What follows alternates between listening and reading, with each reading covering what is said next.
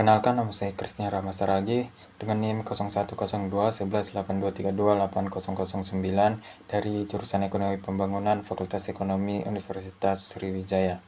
Kali ini saya akan menjelaskan mengenai jurnal tentang kerjasama antar regional dan akan membahas mengenai teori pertumbuhan ekonomi mana yang relevan dengan keadaan kita sekarang dan kenapa Jabodetabek menjadi pusat perekonomian sedangkan daerah yang di luar itu lebih susah untuk berkembang. Jurnal yang saya ambil itu berjudul Kepentingan Nasional Indonesia dengan Cina dalam menyepakati kerjasama regional komprehensif Economic Partnership atau RCEP tahun 2020. Penulis Diva Alija, sumber dari Universitas Jenderal Ahmad Yani. Abstrak pada penelitian ini yaitu menganalisis kepentingan nasional Indonesia dalam kesepakatan RCEP dengan Cina. Dengan pendekatan studi kepustakaan, penelitian ini menemukan bahwa Indonesia memiliki kepentingan utama dalam peningkatan akses pasar ekspor, investasi asing langsung, dan kerjasama ekonomi serta teknologi. Keikutsertaan dalam RCEP diharapkan memperkuat posisi Indonesia dalam rantai pasok global dan mendukung pertumbuhan ekonomi berkelanjutan. Namun, tantangan utama mencakup persaingan dengan produk impor dan perlunya peningkatan daya saing industri domestik. Oleh karena itu, diperlukan kebijakan komprehensif serta koordinasi antara pemerintah dan sektor swasta untuk memaksimalkan manfaat kerjasama ini. Pendahuluan, dalam menghadapi ketidakpastian ekonomi global, Indonesia berupaya mengamankan pertumbuhan ekonomi melalui kerjasama internasional. RCEP yang melibatkan ASEAN dan 5 negara mitra, Cina, Jepang, Korea Selatan, Australia, dan Selandia Baru, merupakan langkah strategis dalam memperkuat perekonomian regional.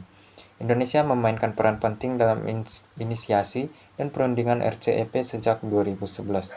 Penelitian ini menggunakan metode kualitatif dengan pendekatan deskriptif. Data dikumpulkan melalui studi kepustakaan dan dianalisis dengan metode interpretatif berdasarkan teori neoliberalisme yang menekankan pentingnya institusi internasional dalam kerjasama ekonomi dan global. Hasil dari jurnal ini yaitu manfaat RCEP bagi Indonesia, yaitu meningkatkan akses pasar ekspor terutama di sektor manufaktur dan pertanian. Yang kedua, menarik lebih banyak investasi asing langsung. Yang ketiga, memperkuat integrasi dalam rantai pasok global. Yang keempat, memberikan peluang bagi usaha kecil dan menengah atau UKM untuk berpartisipasi dalam perdagangan internasional. Tantangan yang dihadapi yaitu persaingan ketat dengan produk impor dari negara-negara anggota RCEP, kebutuhan untuk meningkatkan daya saing industri dalam negeri, perlu adanya kebijakan yang melindungi sektor domestik tanpa menghambat integrasi ekonomi. Selanjutnya, saya akan menjawab soal tentang teori pertumbuhan ekonomi mana yang paling relevan dengan keadaan kita sekarang. Teori pertumbuhan ekonomi yang paling relevan adalah teori pertumbuhan endogen yang dikembangkan oleh Paul Romer dan Robert Lucas.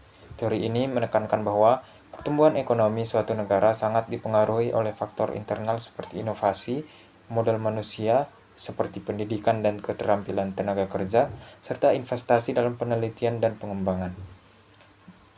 Dikatakan relevan karena yang pertama, di era digital dan teknologi. Kemajuan teknologi dan inovasi menjadi pendorong utama pertumbuhan ekonomi modern, seperti industri berbasis teknologi dan ekonomi digital. Yang kedua, pentingnya pendidikan dan SDM. Negara yang berinvestasi dalam pendidikan dan keterampilan tenaga kerja memiliki daya saing ekonomi yang lebih tinggi. Yang ketiga, ketergantungan pada modal dan inovasi domestik. Berbeda dengan teori pertumbuhan klasik yang menekankan investasi modal fisik dan sumber daya alam. Teori ini melihat bahwa pertumbuhan ekonomi bisa berkelanjutan jika didukung oleh inovasi dan peningkatan produktivitas tenaga kerja. Dan mengapa Jabodetabek menjadi pusat ekonomi sedangkan daerah lain sulit berkembang? Ada beberapa faktor utama yang menyebabkan Jabodetabek atau Jakarta, Bogor, Depok, Tangerang, Bekasi menjadi pusat ekonomi Indonesia, sementara daerah lain berkembang lebih lambat. Yang pertama, dari segi sejarah dan konsentrasi infrastruktur. Jakarta telah menjadi pusat administrasi dan ekonomi sejak zaman kolonial Belanda.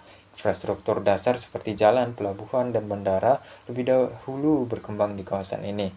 Yang kedua, pembangunan infrastruktur yang lebih maju seperti jalan tol, kereta cepat, transportasi publik, MRT ataupun LRT, meningkatkan daya tarik ekonomi Jabodetabek.